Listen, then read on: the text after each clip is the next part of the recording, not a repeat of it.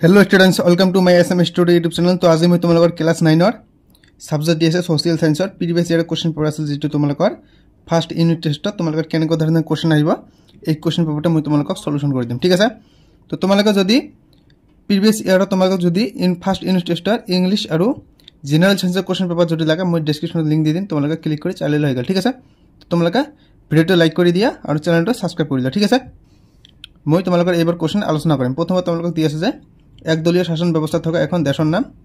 B number दिए तुम्हारे झारखंडर आंचलिक दलर नाम झारखंड मुक्ति मोर्चा और प्रथमटार उत्तर हम तुम्हारे एकदलीय शासन व्यवस्था थका एखन देशर नाम है चाइना बा चीन। तार तुम्हारे जीवर क्वेश्चन आछे एक नम्बरी और यार पास तुम्हारे 2 नम्बर 3 नम्बर क्वेश्चन आछे। एबार चाइले तुम्हारे स्क्रीनशट मारिले मैं एबार तुम्हारे पीडीएफ आकारे आलोचना कर दिम। ठीक है तुम्हारे भालदरे चाइल এইফালে और तुम्हारे 5 नम्बर क्वेश्चन आछे केइटामान এইবাৰ তোমালোকে স্ক্ৰীনশ্বট মাৰিলে মই এই সকলোবাৰ তোমালোকক একেলগে পিডিএফ আকাৰে আলোচনা কৰি দিম। ঠিক আছে তো তোমালোকে ভিডিওটো লাইক কৰি দিয়া আৰু চেনেলটো সাবস্ক্ৰাইব কৰি দিও। তো তোমালোকৰ প্ৰথম কোশ্চেন কি আছিল ক নম্বৰ কোশ্চেন দি আছে যে একদলীয় শাসন ব্যৱস্থা থকা এখন দেশৰ নাম তোমালোকে উত্তৰ দিবা চীন। ঠিক আছে তাৰ পিছত তোমালোকৰ খ নম্বৰ কোশ্চেন দিছে যে ঝাৰখণ্ডৰ আঞ্চলিক দলটোৰ নাম কি। ঝাৰখণ্ডৰ আঞ্চলিক দলটোৰ নাম হৈছে তোমালোকৰ ঝাৰখণ্ড মুক্তি মৰ্চা JMM। ঠিক আছে तार पिছত तुम्हारे ग नम्बर क्वेश्चन दिए यूपीर सम्पूर्ण अर्थ की सम्पूर्ण नाम की। उत्तर तुम्हारे इंग्लिश मीडियम और एसामिस मीडियम दिए आछे संयुक्त प्रगतिशील मित्रजोट और इंग्लिशत दिए आछे तुम्हारे यूनाइटेड प्रोग्रेसिव एलायन्स। ठीक है तार पिছত तुम्हारे घ नम्बर क्वेश्चन दिए इनसेलबार्ग की। तुम्हारे इनसेलबार्गर जी स्पेलिंग है तुम्हारे किताब चाई लबा क्वेश्चन जेनेकुवा आछे तेनेकुवाई आछे किन्तु क्वेश्चन मोर मते भूल है तुम्हारे किताब चाई लबा। ठीक है तुम्हारे उत्तर होइछे इनसेलबार्ग होइछे एक प्रकार अवशिष्ट पहाड़ जीवर कठिन शिलर द्वारा गठित और चारियोफाলৰ माटी खहनियार फलत तलলৈ नामी जोৱাৰ पिছত ओख হৈ থাকে। ठीक है तार पिছত तुम्हारे नम्बर क्वेश्चन दिए आछे जे दुटा बार्षिक कारकर नाम लिखा मोस्ट इम्पर्टेन्ट क्वेश्चन। तो उत्तर हब तुम्हारे बताह और पानी। तार पिছত तुम्हारे 6 नम्बर क्वेश्चन दिए जे हिमबा कई प्रकार। उत्तर हब हिमबा साधारणतः 3 प्रकार उपत्यका हिमबा महादेशीय हिमबा और पातदास हिमबा। ठीक है तार पिছত तुम्हारे 6 नम्बर क्वेश्चन दिए भारतीय परिषद आईन केতিয়া प्रणयन करा हयेছিল। मोस्ट इम्पर्टेन्ट क्वेश्चन है ये। तो तुम्हारे उत्तर हब 1861 सनत भारतीय परिषद आईन प्रणयन करा हयेছিল। ठीक है तार पिছত तुम्हारे बर्गित नम्बर क्वेश्चन दिए आछे जलपथरे पृथ्वी प्रदक्षिण करिबले समर्थ हुआ इंग्राज नाविकजन कोन। मोस्ट इम्पर्टेन्ट क्वेश्चन है ये। तुम्हारे उत्तर हब फार्डिनांड मैगेलान। যদিও তেওঁ পৰ্তুগীজ আছিল তেওঁৰ অভিযান স্পেনৰ দ্বাৰা সমৰ্থিত আছিল আৰু তেওঁ দলটোৱে পৃথিৱী प्रदक्षिण কৰিছিল। तार पिছত তোমালোকক ज नम्बर क्वेश्चन दिছে যে भारत सरकार आईन केতিয়া प्रणयन কৰা হৈছিল। मोस्ट इम्पर्टेन्ट क्वेश्चन उत्तर হ'ব তোমালোকৰ 1935 চনত। ठीक আছে तार पिছত তোমালোকক 9 नम्बर क्वेश्चन दिছে अर्थात क्वेश्चन তোমালোকৰ जे नम्बर क्वेश्चन भारतीय साम्यवादी दलটো কেতিয়া জন্ম হৈছিল।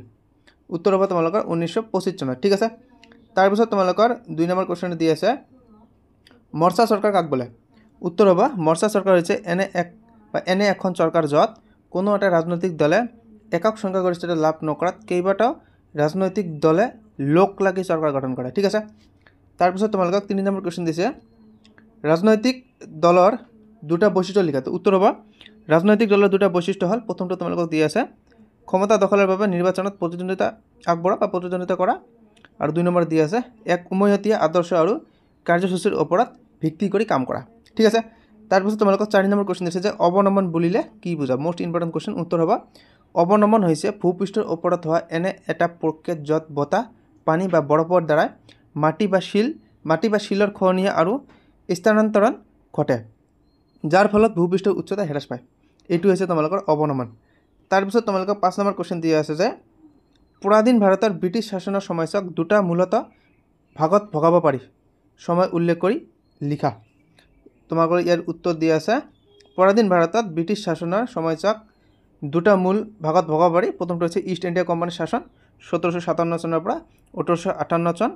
তোমালোকে জানিব লাগিব যে 1757 চনত পলাশী যুদ্ধ হৈছিল আৰু 1858 চনত চিপাহী বিদ্ৰোহ হৈছিল। তাৰ পিছত তোমালোকক 2 নম্বৰ দিছে ব্ৰিটিছ ক্ৰাউনৰ প্ৰত্যক্ষ শাসন 1858 চন এইটো তোমালোকে চিপাহী বিদ্ৰোহ আৰু 1947 চন হৈছে আমাৰ ভাৰতবৰ্ষই স্বাধীনতা লাভ কৰিছিল 1947 চনৰ 15 আগষ্ট তাৰিখে। তাৰ পিছত তোমালোকক 6 নম্বৰ क्वेश्चन দিছে যে उपकूल काक बोले। उत्तर हब तुम्हारे उपकूल होच्छे। तार पिছত तुम्हारे 6 नम्बर क्वेश्चन दिছে যে उपकूल काक बोले। तो তো তোমালোকৰ ইয়াত উত্তৰ হ'ব উপকূল হৈছে সাগৰ বা মহাসাগৰৰ পাৰ্শ্বৱৰ্তী স্থলভাগ য'ত পানী আৰু স্থলভাগৰ মিলন ঘটে ঠিক আছে তাৰপিছত তোমালোকৰ 7 নম্বৰ কোৱেশ্চন দি আছে যে অশ্বকৰা হ্ৰদ কি মোষ্ট ইম্পৰ্টেণ্ট কোৱেশ্চন এইটো তোমালোকৰ সকলো এক্সামতে আহে আৰু তোমালোকৰ এইটো ফাইনেলত আৰু হাফ ইয়াৰলি এক্সামতে আহিব অশ্বকৰা হ্ৰদ হৈছে নদীৰ গতিপথ সলনি হোৱাৰ ফলত সৃষ্টি হোৱা এটা অশ্বকৰা আকৃতিৰ হ্ৰদ নদীয়ে আকৰা পকৰা গতিপথত বৈ থাকোঁতে কেতিয়াবা পানীৰ স্ৰোতৰ ফলত নদীৰ বক্ৰ অংশ বিচ্ছিন্ন হৈ এটা হ্ৰদৰ সৃষ্টি কৰে যিটো ঘোঁৰাৰ খুৰাৰ দৰে দেখাত হয় ঠিক আছে তাৰপিছত তোমালোকক 8 নম্বৰ কোৱেশ্চন দি আছে নদীৰ পাৰ্শ্ব খনন বুলিলে কি বুজায় তোমালোকৰ ইয়াত উত্তৰ হৈছে যে নদীৰ স্ৰোতৰ ফলত নদীৰ পাৰৰ মাটি খহি যোৱা কাৰ্যকে নদীৰ পাৰ্শ্ব খনন বোলে তাৰপিছত তোমালোকক 9 নম্বৰ কোৱেশ্চন দি আছে যে গ্ৰাফ কাক বোলে ই কেই প্ৰকাৰ আৰু কি কি মোষ্ট ইম্পৰ্টেণ্ট কোৱেশ্চন হিমবাহৰ দ্বাৰাই কঢ়িয়াই অনা শিল বালি মাটি আদিৰ দৰে পদাৰ্থসমূহ হিমবাহৰ গতিপথত বা শেষত জমা হোৱা অপক্ষেপসমূহক গ্ৰাফ বোলে গ্ৰাফ 3 প্ৰকাৰৰ জেনাৰেলি ভূগ্ৰাফ হৈছে তোমালোকৰ হিমবাহৰ তলত জমা হোৱা গ্ৰাফ আৰু পাৰ্শ্বগ্ৰাফ হৈছে তোমালোকৰ হিমবাহৰ দুয়োকোষে জমা হোৱা গ্ৰাফ আৰু অন্তগ্ৰাফ হৈছে তোমালোকৰ হিমবাহৰ শেষত বা সন্মুখত জমা হোৱা গ্ৰাফ ঠিক আছে তাৰপিছত তোমালোকক 10 নম্বৰ কোৱেশ্চন দিছে যে নদীয়ে সাধাৰণতে কেই ধৰণৰ গেট কঢ়িয়ায় মোষ্ট ইম্পৰ্টেণ্ট কোৱেশ্চন নদীয়ে সাধাৰণতে 3 ধৰণৰ গেট কঢ়িয়ায় প্ৰথমটো হৈছে যে দ্ৰৱীভূত গেট পানীত দ্ৰৱীভূত হৈ থকা খনিজ পদাৰ্থ তাৰপিছত তোমালোকক 2 নম্বৰ দি আছে যে ভাৰবাহী গেট এইটো হৈছে তোমালোকৰ পানীত অৱঙি থকা বালি মাটি আদিৰ দৰে পদাৰ্থ আৰু তোমালোকৰ শেষত দি আছে তলবাহী গেট এইটো হৈছে তোমালোকৰ নদীৰ তলত বগৰাই বা জপিয়াই কঢ়িয়াই নিয়া ডাঙৰ শিলগুটি বা বালি ঠিক আছে তাৰপিছত তোমালোকক 11 নম্বৰ কোৱেশ্চন দিছে 11 নম্বৰ কোৱেশ্চন মৰ্চা চৰকাৰৰ দুটা দোষ আলোচনা কৰা মোষ্ট ইম্পৰ্টেণ্ট কোৱেশ্চন উত্তৰ তোমালোকৰ ইয়াত দি আছে মৰ্চা চৰকাৰৰ দুটা গুণ বিভিন্ন ৰাজনৈতিক দলৰ অংশগ্ৰহণৰ ফলত সকলো শ্ৰেণীৰ জনসাধাৰণৰ প্ৰতিনিধিত্ব নিশ্চিত হয় আৰু তোমালোকক 2 নম্বৰ দিছে যে শাসনত স্থিৰতা অনাৰ বাবে বিভিন্ন দলৰ মাজত বুজাবুজি আৰু সহমতৰ প্ৰয়োজন হয় তাৰপিছত তোমালোকক মৰ্চা চৰকাৰৰ দোষ দি আছে ইয়াতে দোষ দুটা হৈছে তোমালোকৰ প্ৰথমটো হৈছে বিভিন্ন দলৰ মাজত নীতিগত পাৰ্থক্যৰ বাবে সিদ্ধান্ত লোৱাত অসুবিধা হয় আৰু চৰকাৰৰ স্থিৰতা বিঘ্নিত হ'ব পাৰে আৰু 2 নম্বৰ তোমালোকক দিছে যে ক্ষমতা ভাগ বতৰা আৰু মন্ত্ৰালয়ৰ বিতৰণক লৈ দলসমূহৰ মাজত বিবাদৰ সৃষ্টি হ'ব পাৰে ঠিক আছে তাৰপিছত তোমালোকক 12 নম্বৰ কোৱেশ্চন দিছে 12 নম্বৰ কোৱেশ্চন চিপাহী বিদ্ৰোহৰ 4টা উল্লেখযোগ্য ফলাফল উল্লেখ কৰা মোষ্ট ইম্পৰ্টেণ্ট কোৱেশ্চন তো তোমালোকৰ চিপাহী বিদ্ৰোহ কিমান চনত হৈছে মই অলপ আগতে কৈ দিলো 1857 চনত চিপাহী বিদ্ৰোহ আৰু 1757 চনত পলাচী যুদ্ধ ঠিক আছে তো তোমালোকৰ ইয়াৰ উত্তৰ হৈছে চিপাহী বিদ্ৰোহৰ 4টা উল্লেখযোগ্য ফলাফল ভাৰতত ইষ্ট ইণ্ডিয়া কোম্পানীৰ শাসনৰ অন্ত পৰি ইয়াতে দিছে যে ব্ৰিটিছ মুকুটৰ পোনপটীয়া শাসন আৰম্ভ হ'ল আৰু 3 নম্বৰ দি আছে ভাৰতত ব্ৰিটিছ চৰকাৰে সামৰিক আৰু প্ৰশাসনিক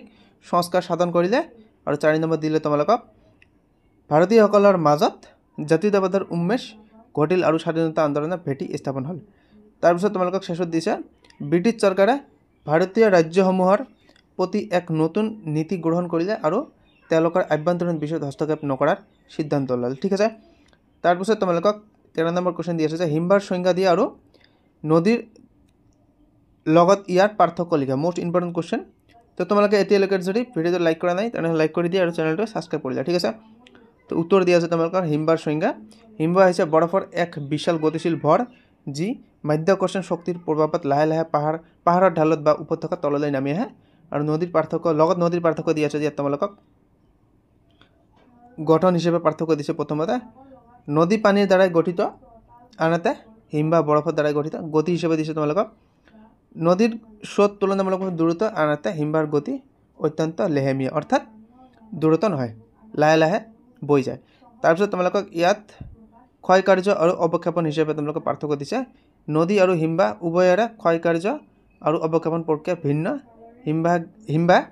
হিমবাহে গ্ৰাফৰ দ্বাৰা বিশেষ ভূৰূপ সৃষ্টি কৰে ঠিক আছে তাৰপিছত তোমালোকক 14 নম্বৰ কোৱেশ্চন দি আছে গণতন্ত্ৰৰ বিৰোধী ৰাজনৈতিক দলৰ ভূমিকা আলোচনা কৰা মোষ্ট ইম্পৰ্টেণ্ট কোৱেশ্চন এইটো তোমালোকৰ জেনাৰেল লাইফতে এইটো প্ৰয়োজন যে গণতন্ত্ৰত আমি যে দেশখনত বাস কৰি আছে এইটো হৈছে গণতন্ত্ৰ আৰু গণতন্ত্ৰত বিৰোধী দলৰ ভূমিকা কি তো ইয়াৰ উত্তৰ তোমালোকক দি আছে গণতন্ত্ৰত বিৰোধী দলৰ ভূমিকা অত্যন্ত গুৰুত্বপূৰ্ণ চৰকাৰৰ ওপৰত নজৰ ৰখা প্ৰথমটো দি আছে বিৰোধী দলে চৰকাৰৰ কাম কাজ নিৰীক্ষণ কৰে আৰু ভুল ভ্ৰান্তি আঙুলিয়াই দিয়ে বিকল্প নীতি প্ৰদানত তোমাক দি আছে তেওঁলোকে চৰকাৰৰ নীতিৰ বিকল্প নীতি আৰু কাৰ্যসূচী আগবঢ়ায় তাৰপিছত জনমত গঠন দিয়া আছে বিৰোধী দলে জনসাধাৰণৰ সমস্যাসমূহ উপস্থাপন কৰি জনমত গঠনত সহায় কৰা আৰু শেষতো দিয়া আছে গণতান্ত্ৰিক মূল্যবোধ ৰক্ষা তেওঁলোকে গণতান্ত্ৰিক প্ৰক্ৰিয়া আৰু মূল্যবোধসমূহ ৰক্ষাত গুৰুত্বপূৰ্ণ ভূমিকা পালন কৰে ঠিক আছে তো আজিৰ ভিডিঅ' আমাৰ এইখিনিয়ে যদি ভিডিঅ'টো ভাল লাগে তোমালোকে ভিডিঅ'টো লাইক কৰি দিয়া আৰু চেনেলটো ছাবস্ক্ৰাইব কৰি দিয়া ঠিক আছে আৰু কমেণ্ট কৰি দিয়া তোমালোকৰ কাৰণে ইয়াৰ পিছত কি ভিডিঅ' বনাব লাগে তোমালোকে কমেণ্ট কৰি দিয়া